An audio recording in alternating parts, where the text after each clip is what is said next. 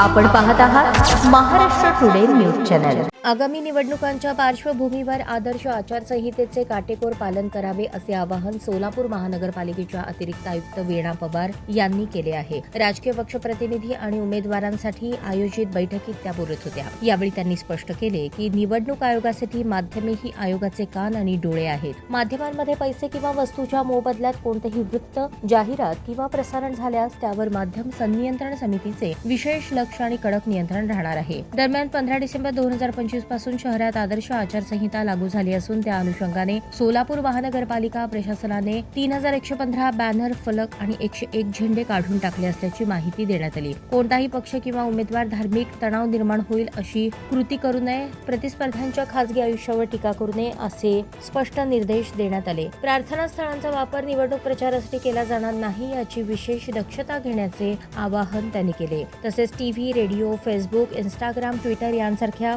Electronic माध्यमे आणि social मीडियाच्या वापराबाबत घ्यावयाच्या दक्षतेवरही सविस्तर मार्गदर्शन करण्यात आले। सोलापूर महानगरपालिकेसाठी आयुक्त तथा निवडणूक अधिकारी यांच्या अध्यक्षतेखाली माध्यम प्रमाणीकरण आणि संनियंत्रण समितीची स्थापना करण्यात आली। या समितीत महानगरपालिका आयुक्त अध्यक्ष, पोलीस आयुक्त सदस्य, अतिरिक्त आयुक्त सदस्य, आचारसंहिता कक्ष प्रमुख सदस्य, जनसंपर्क अधिकारी सदस्य सचिव म्हणून कार्यरत आहेत। नाटकोट प्रशाला येथे या समितीचे आणि मीडिया कक्षाचे कामकाज सुरू असून प्रचार साहित्य प्रसारित करण्यापूर्वी पूर्व परवानगी आणि प्रमाणीकरण बंधनकारक असल्याचे माहिती उमेदवारांना देण्यात आली। निवडणूक प्रक्रिया शांततापूर्ण, पारदर्शक आणि नियमबद्ध पार पाडण्यासाठी सर्वांनी आदर्श आचारसंहितेचे पालन करावे असे आवाहन निवडणूक प्रशासनाच्या वतीने करण्यात आले आहे।